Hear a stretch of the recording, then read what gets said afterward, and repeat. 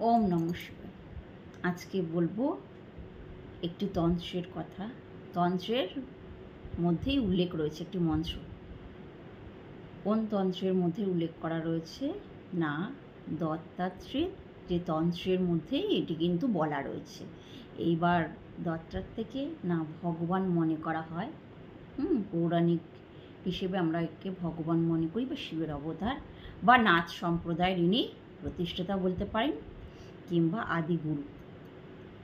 তো তারই একটি তন্ত্রের বর্ণিত করা হয়েছে একটি মন্ত্র, যেই মন্ত্র কিনা পাঠ করলে 9টি গ্রহ কিন্তু আপনার ব্যালেন্স হবে, বা কুপ্রভাব থাকলে গ্রহ নক্ষত্র আপনার কুণ্ডলিতে যাই হোক না কেন ভালো প্রভাব দিতে থাকবে। 108 বার করে জপ করুন।